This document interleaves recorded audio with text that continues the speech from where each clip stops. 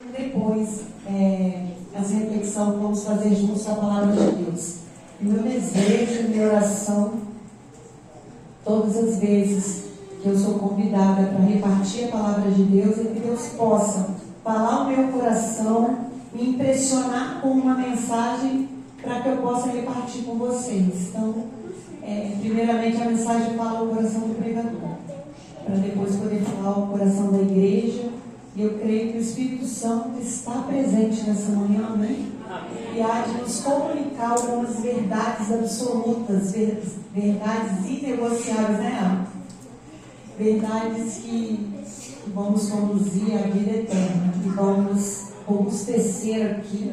Esse é o meu desejo e minha oração. Eu quero convidar você a fechar os seus olhos, a curvar a sua fronte, para novamente falarmos com aquele que tem todo o poder para nos conduzir aqui na mensagem de reflexão de hoje.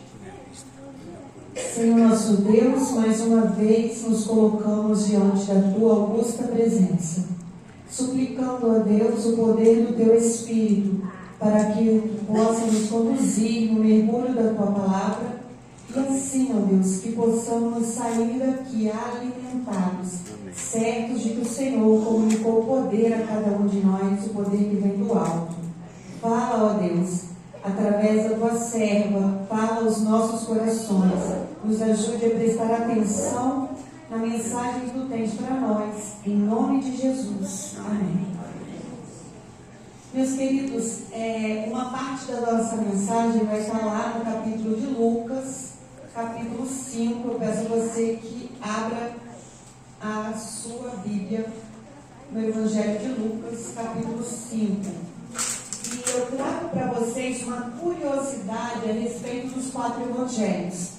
O Evangelho de Lucas, ele teve um público-alvo, porque às vezes a gente vê a mesma história sendo contada de forma diferente. Isso, para a historiografia bíblica, ele mostra que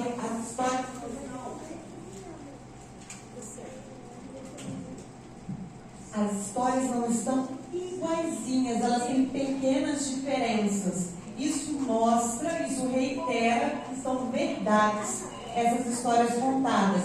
Por quê?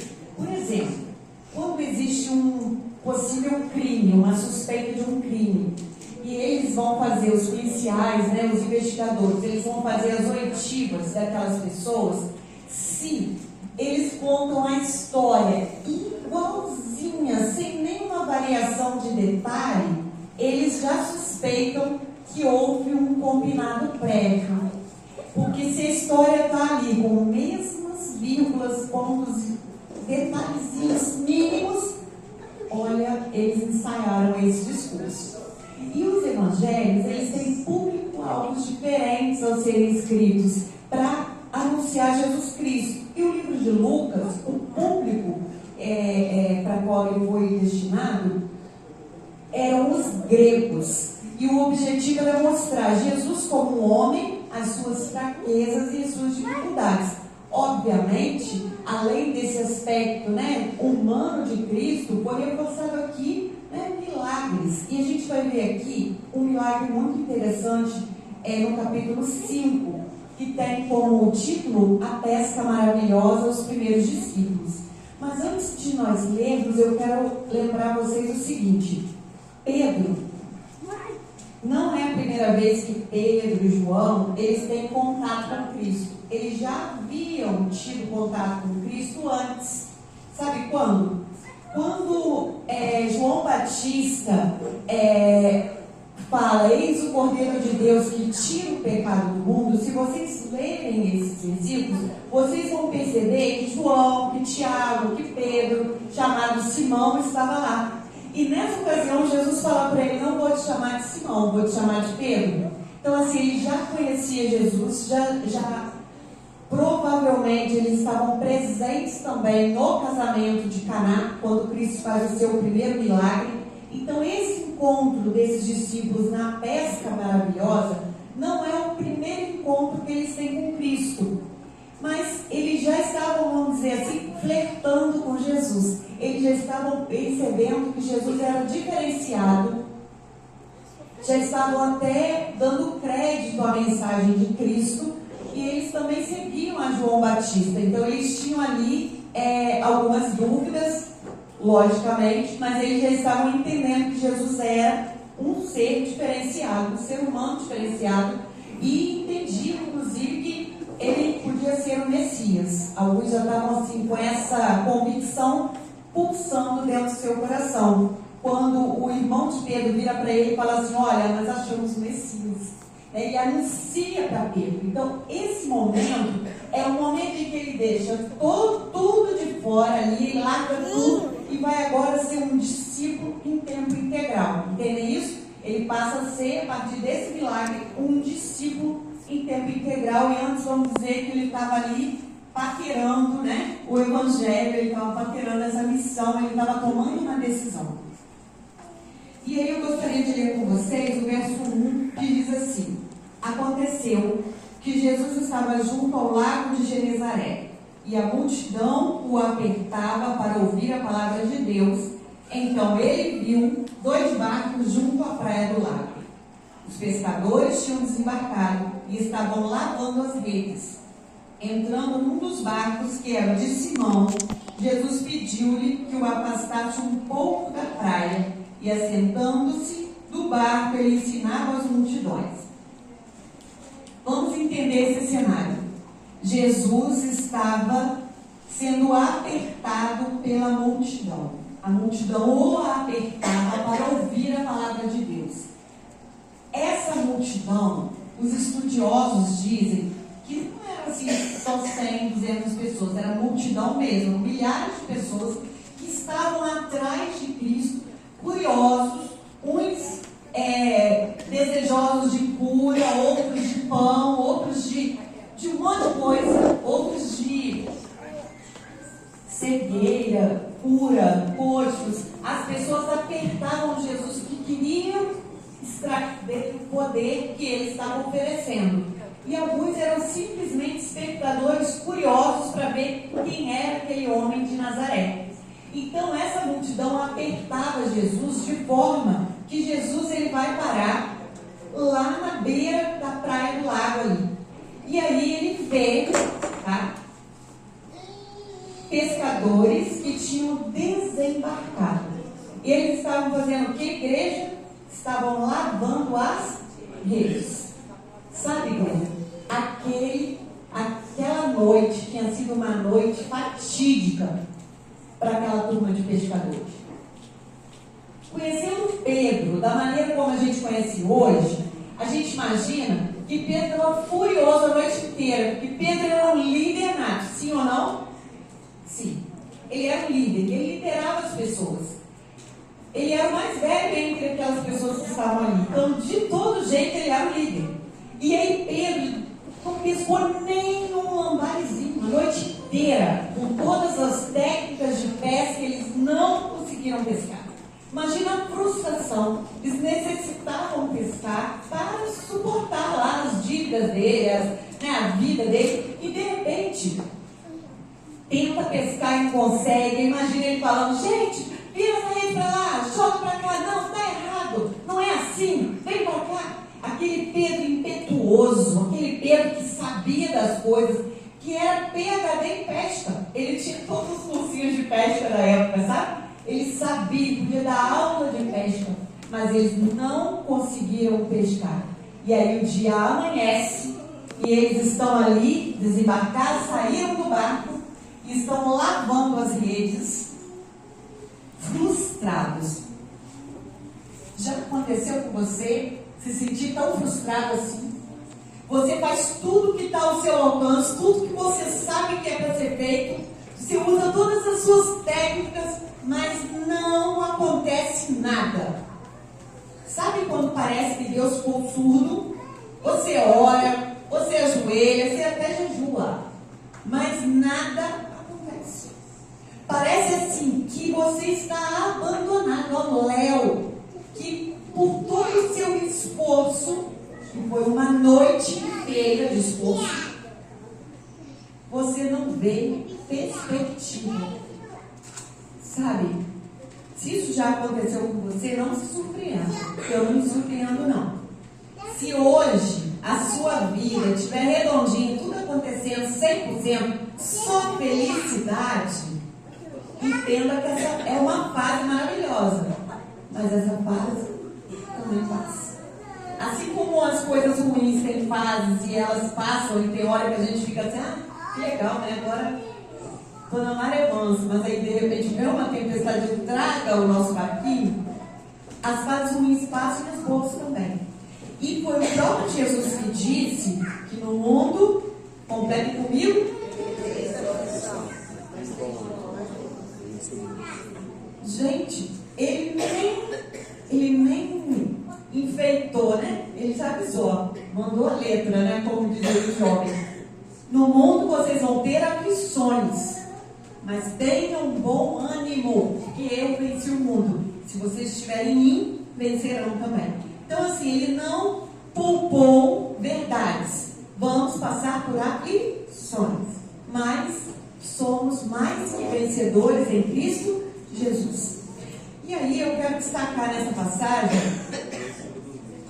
que nessa pior noite da vida de Simão Pedro e daqueles pescadores, Jesus, apertado por uma multidão, imagina a cena, apertado por uma multidão, sendo impelido, Jesus vê, a Bíblia diz aqui, verso 2, ele viu barcos junto à praia do lado.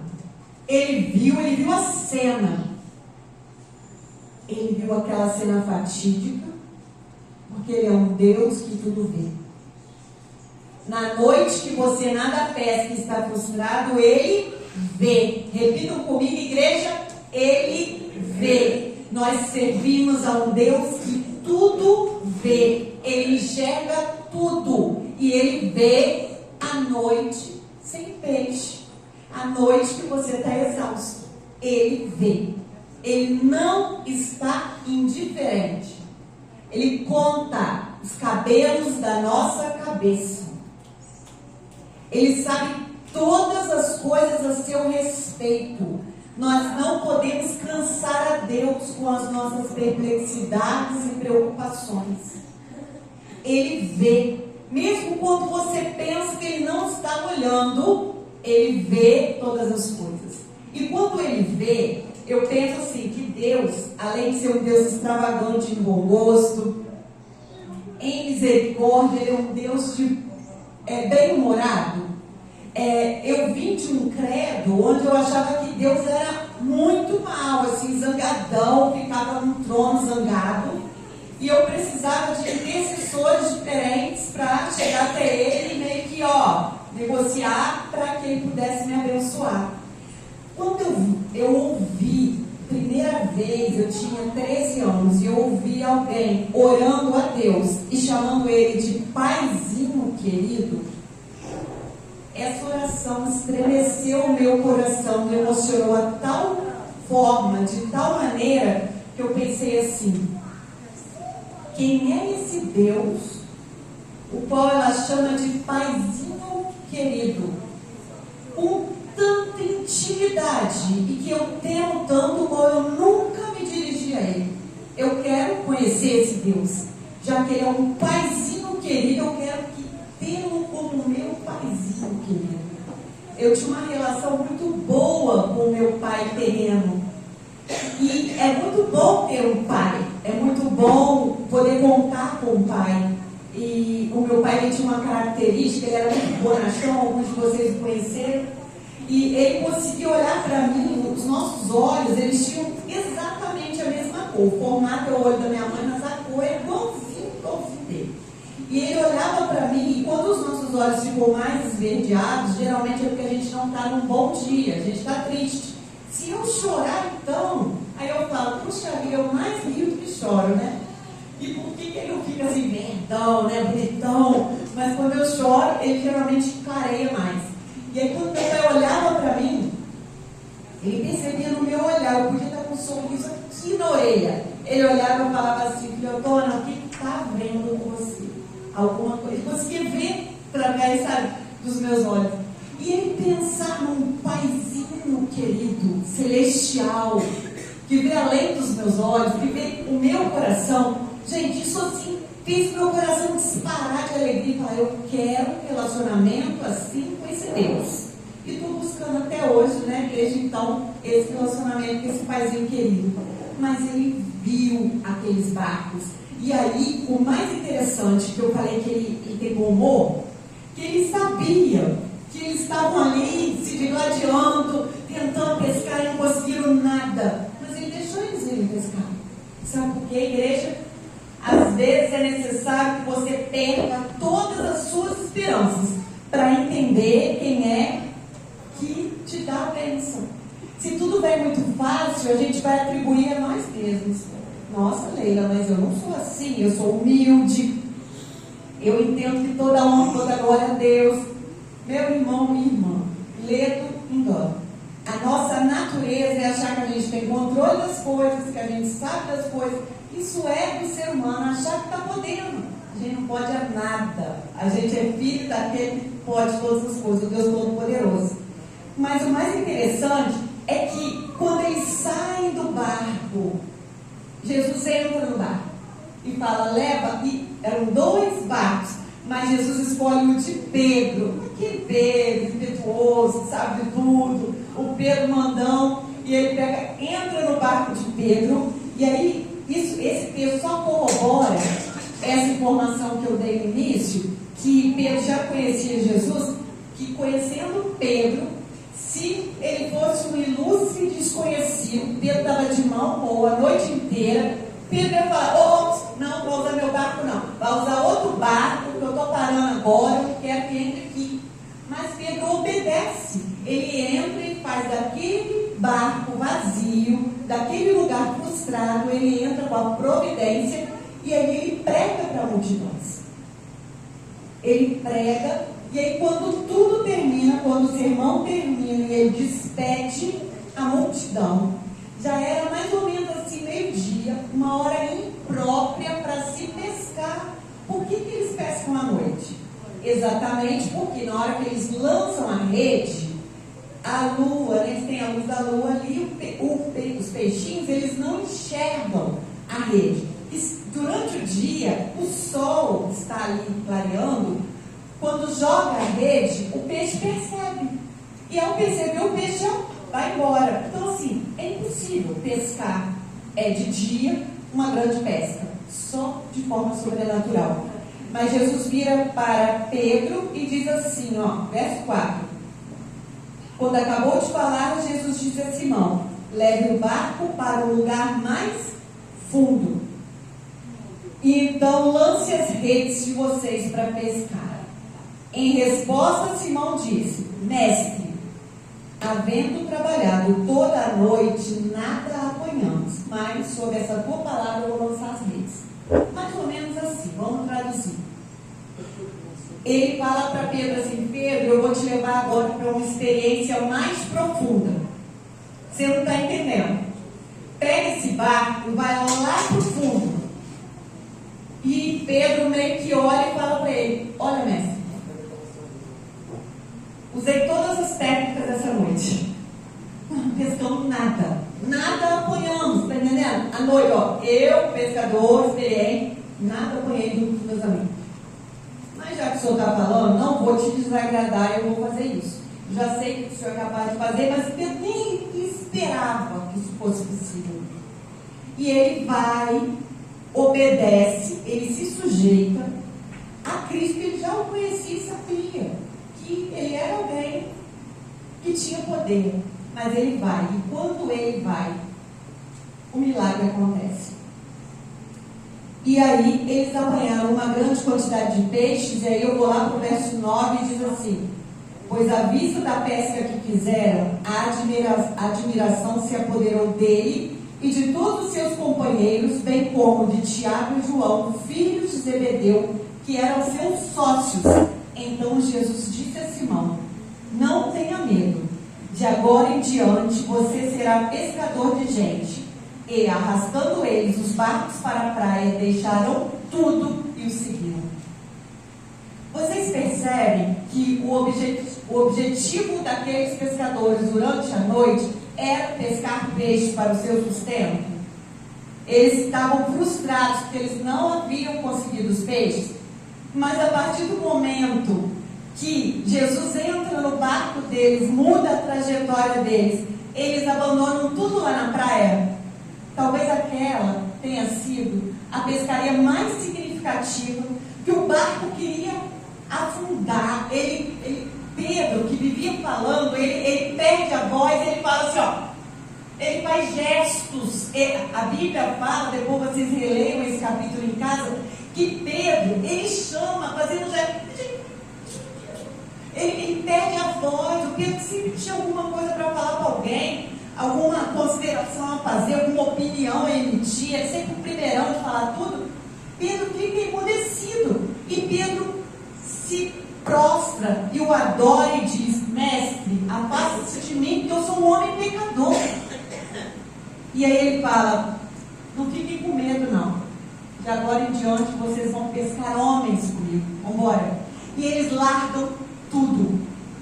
Pensa que às vezes aquilo que você está frustrado e você quer tanto, talvez você ainda não tenha recebido, que não vai ser bom para você, ou porque você está se apegando demais nesse peixe que você precisa pescar, está esquecendo do Senhor da pescaria. E às vezes Deus quer, nas provações, nas lutas da vida, Ele é professor. Ele quer ensinar a mim e a você lições que de outra forma nós não aprenderíamos, senão através das provações. E aí, eu quero ir com vocês que a partir desse dia, eles passam a ser pescadores de homens. Eles passam agora realmente a servir a Deus em tempo integral através do ministério de Cristo. Eles já não exercem mais a função de pescadores, agora eles trabalham com Cristo. Aí eu gostaria que nós fôssemos lá em Mateus, que é um outro evangelho, né, o primeiro deles, cujo foco de Mateus é o público-alvo, eram os judeus, anunciar que Jesus era o Messias, o libertador, o rei prometido. Esse é o objetivo da narrativa de Mateus. Nós vamos olhar aqui o capítulo 4, vamos ver aqui a ênfase dada por Mateus nessa mesma história. A partir do verso 18, nós vamos ler rapidamente aqui para fazer as nossas considerações finais. Caminhando junto ao mar da Galileia, Jesus viu dois irmãos, Simão, chamado Pedro, e André. Eles lançavam as redes ao mar porque eram pescadores. E Jesus lhes disse: venham comigo e eu os farei pescadores de gente. Então, eles deixaram imediatamente as redes e o seguiram. Pouco mais adiante, Jesus viu outros dois irmãos, Tiago, filho de Zebedeu, e João, o irmão dele. Eles estavam no barco em companhia de seu pai, consertando as redes. As redes romperam de tanto peixe e eles ficaram consertando as redes. E Jesus os chamou, e então eles, no mesmo instante, deixaram o barco de seu pai e os seguiram juntos.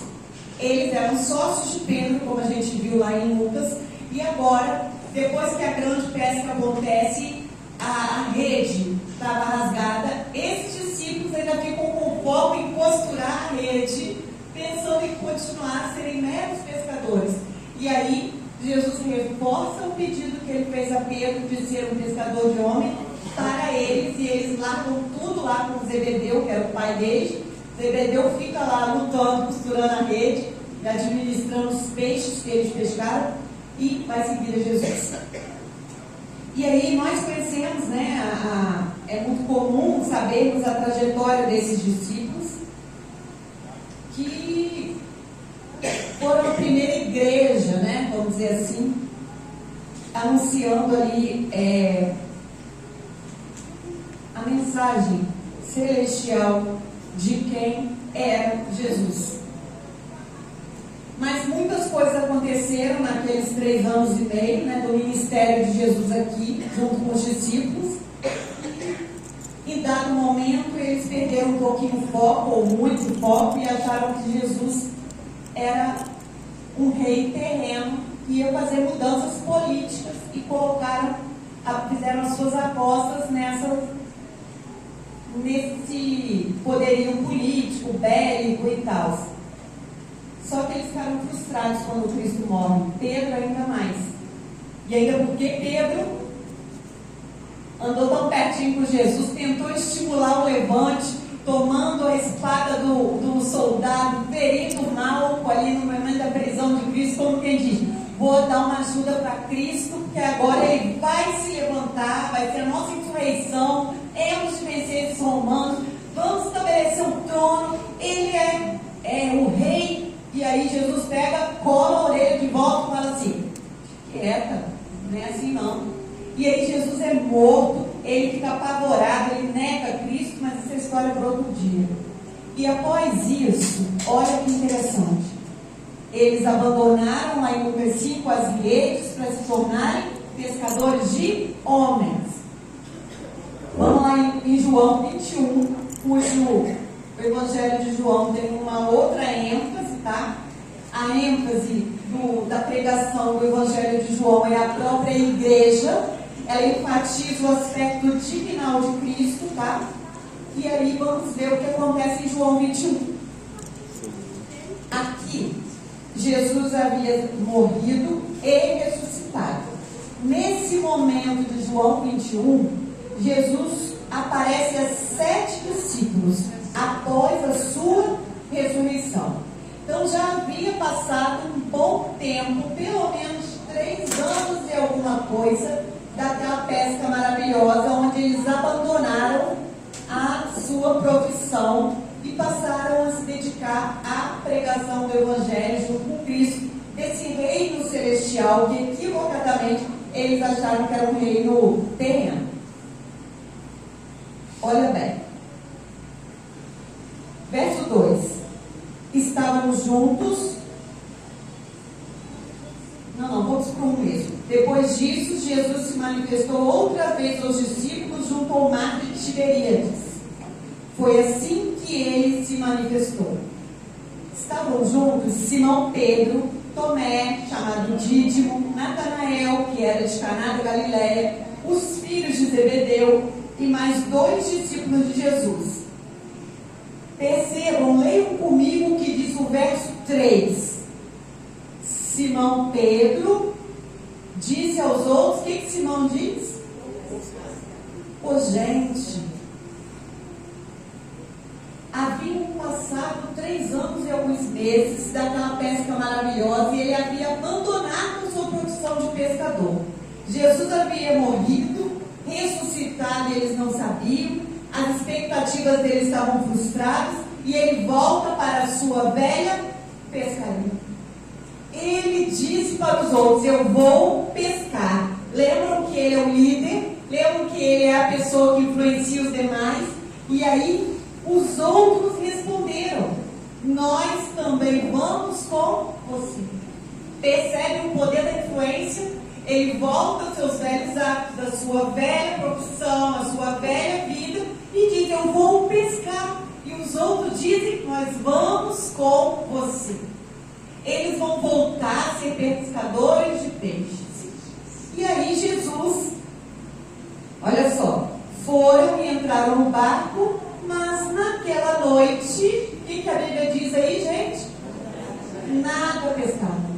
Qualquer semelhança com aquela outra história não é mera coincidência.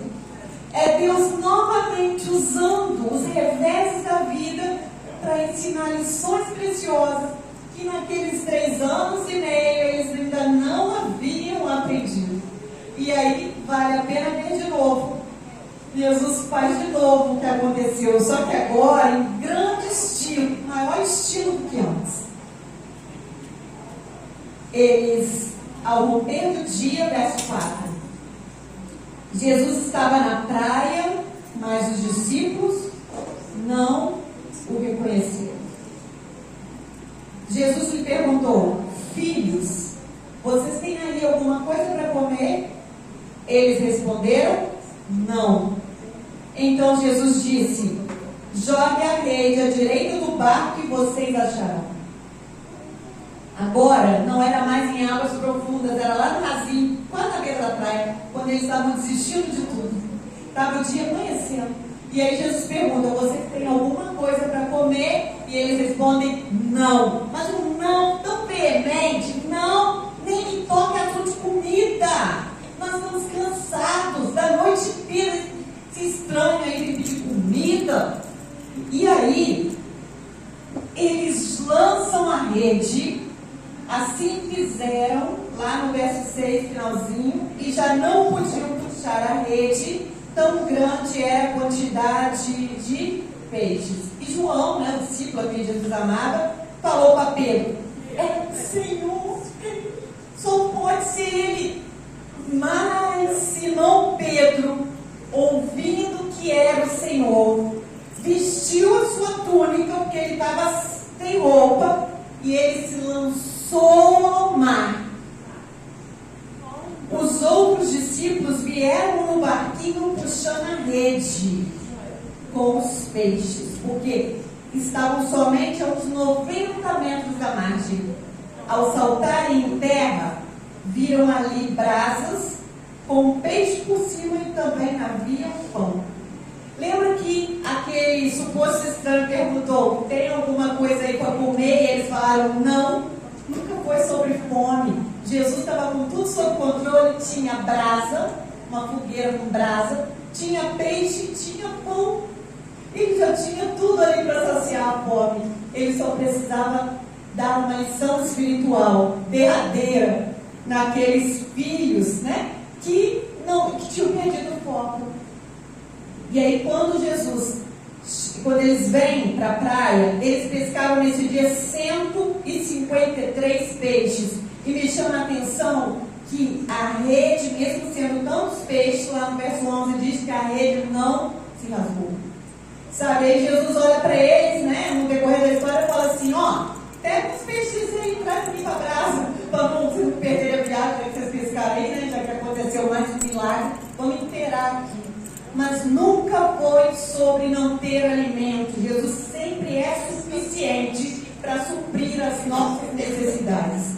Mas era para que eles entendessem que valores eternos estavam em jogo. E eles não poderiam voltar às velhas práticas, à velha vida, porque Ele os havia chamado e comissionado para uma missão maior.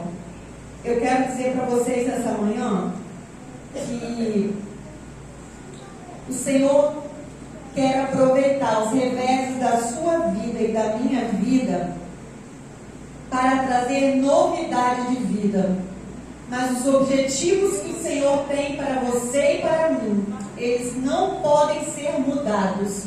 Porque quando nós aceitamos a Cristo, nós aceitamos também que Ele é poderoso, como está em Efésios 3, 20 e 21. Ele é poderoso para fazer infinitamente mais do que tudo que pedimos ou pensamos, conforme o seu poder que opera em nós.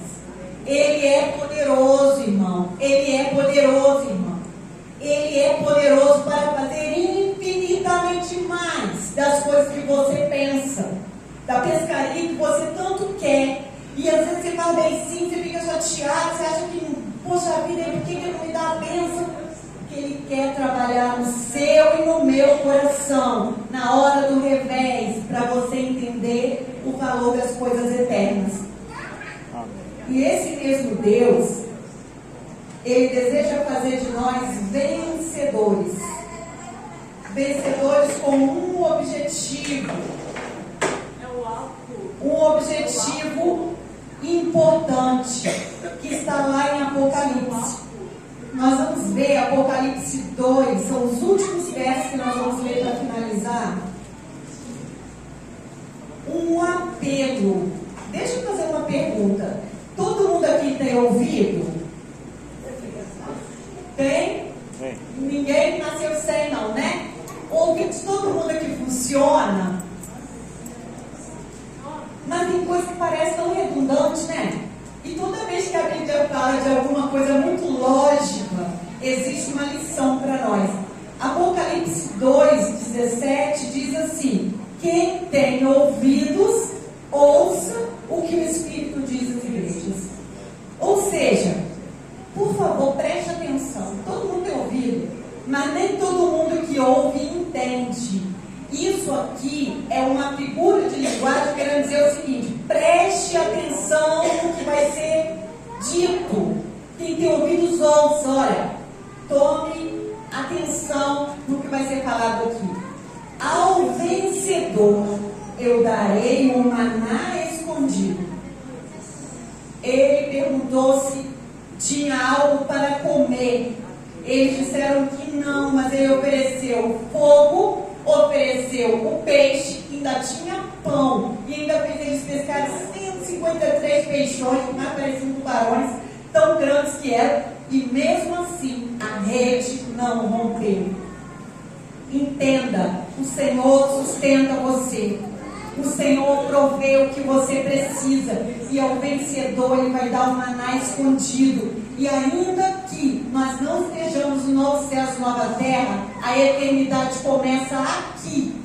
É aqui que eu tenho que experimentar o maná escondido. Eu tenho que entender que eu sou sustentada por um Deus que tudo vê. E Ele diz aqui: também lhe darei uma pedrinha branca, e sobre essa pedrinha um novo nome escrito, o qual ninguém conhece, exceto aquele que o recebe. O objetivo da sua vida aqui não é pescar 153 peixes, não é casar, ter muitos filhos, ter um emprego bem sucedido, a sua casa própria. Tudo isso é lícito e pode convir. A Bíblia diz que tudo é lícito, nem tudo me convém, mas existem coisas lícitas que nos convêm. Mas esse não tem que ser o objetivo derradeiro da nossa vida. O objetivo derradeiro da nossa vida é descobrir uma pedrinha branca que nós vamos receber lá no céu com o nosso nome escrito.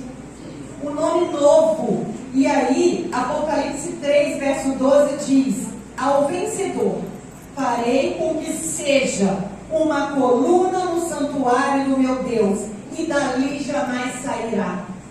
Esse é o santuário de Deus, mas Ele quer que eu e você sejamos igrejas, sejamos templos aonde nós estivermos. E aí, Ele deseja gravar sobre Ele, sobre nós, o nome do meu Deus, o nome da cidade do meu Deus, a Nova Jerusalém, que desce do céu vinda da parte do meu Deus, e o meu novo nome. Quem tem ouvidos, ouça o que o Espírito diz às igrejas. Sabe, nunca foi sobre peixe, sobre pescaria, sobre frustração, mas sempre foi sobre o que Deus quer fazer na nossa vida. Nós vamos ouvir um hino especial que a Larissa, né, vai louvar o Senhor. E eu gostaria que você prestasse atenção na letra e que você tivesse uma atitude assim. Se você desejar, venha buscar uma pedrinha, que não é uma pedrinha preciosa, é uma pedrinha para você lembrar da mensagem de hoje. Você pega um lápis, escreve o seu nome. Seu nome tem um significado para você. O meu tem um significado importante para mim, que é a junção do nome da minha avó e o nome da minha mãe. Minha avó chamava-se Leila, minha mãe chama-se Regina. Eu tenho orgulho de carregar o meu nome, Leila, Regina. Mas eu sei que, apesar de eu gostar do meu nome e da homenagem que ele faz, eu sei que o nome que Deus está preparando para mim é um nome muito bonito. E é único, ninguém vai ter nome igual. O seu nome é um nome especial, mas está baseado no seu relacionamento com Deus aqui na terra. Pega uma pedrinha, escreva seu nome, deixa lá na sua estante, na sua escrivaninha, onde você costuma passar momentos com Deus, para você se lembrar que, apesar dos reversos da vida, o objetivo de Deus para você nessa terra não é só as coisas que você vê, as coisas terrenas que são lícitas, mas é um novo céu, uma nova terra. Aquele que tem ouvidos, ouça o que o Espírito diz às igrejas. Enquanto a Larissa louva o Senhor e você medita nessa letra, se você desejar, vem aqui, pegue uma pedrinha para você levar para casa. Não há nada místico nessa pedrinha, ninguém vai conseguir alguma coisa com a pedrinha. Não, é uma pedrinha simbólica para lembrar você e a mim que existe um Deus que está preparando uma nova Jerusalém, amém, igreja? E é um Deus que vê quando o seu barco está vazio, quando a sua rede não tem nem um lambari. Ele vê e entra com providência, providência de excelência, sempre com o objetivo de nos conduzir às mansões celestiais. Seja esse o nosso desejo e a nossa oração.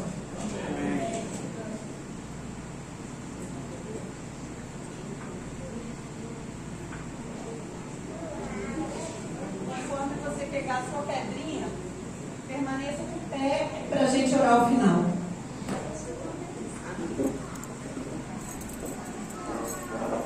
A música que eu ia cantar nesta manhã, mais uma vez, é a música Pela Fé. Que você faça também dessa música, dessa letra, dessa canção, a sua oração nesta manhã.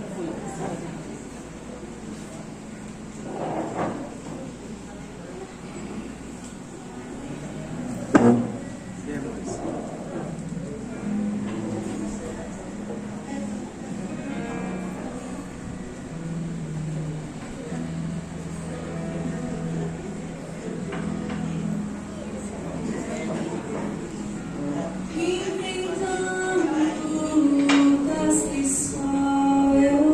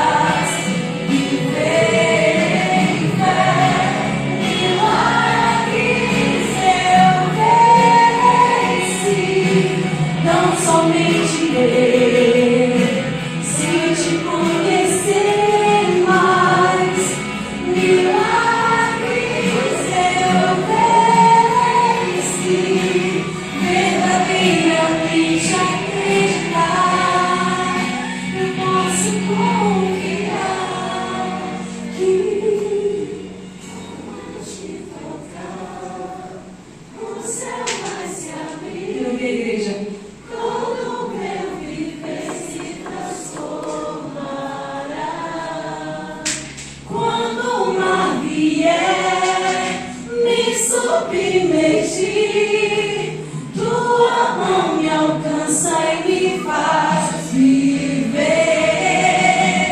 Quando eu te tocar, o céu vai se abrir, todo meu viver se transformará. Quando o mar vier me submergir, tua mão me alcança e me faz viver.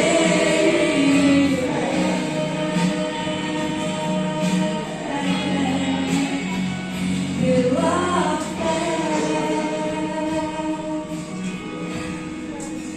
viver em fé.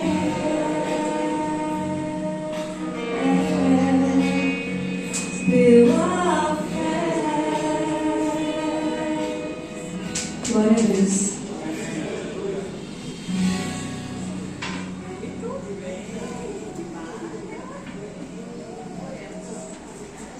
Senhor nosso Deus, na tua presença mais uma vez, nós Amém. inclinamos a nossa Jesus. voz a Deus, sabendo que é o teu Espírito que interpreta as nossas palavras para que cheguem Amém, até o Jesus. trono da graça como um cheiro suave. Senhor, aqui estamos nós, teus filhos, aqui E essa pedra branca nessa seja meu manhã novo desse na teu vida sagrado eterna. dia, Amém. reunidos aqui no Espaço Novo Tempo, alguns online, alguns que ouvirão Meu essa novo mensagem nome na depois, pedra ó branca. Deus. Amém. Nós suplicamos ao Senhor que queremos viver o extraordinário que tens para nós em nossas vidas. Nós queremos, ó Deus, ao enfrentar as lutas e as aflições, não nos esquecermos que o Senhor tudo vê. O Senhor pode todas as coisas. E o Senhor tem o desejo, ó Deus, de nos levar para as mansões celestiais. Amém.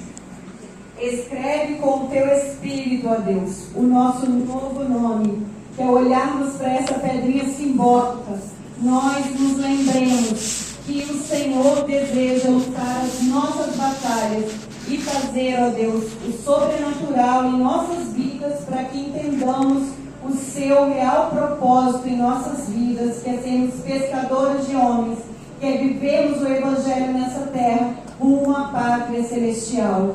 Não permita, Senhor, que as distrações com os peixes possam consumir os nossos dias nessa terra, de forma que percamos, ó Deus, o objetivo maior que Tu tens para cada um de nós. Sara as nossas dores, visita, ó Deus, em nossas lutas, faz de nós, ó Deus, Teus instrumentos e restaura em nós a força do Teu poder. Em nome de Jesus nós oramos e Te agradecemos. Amém.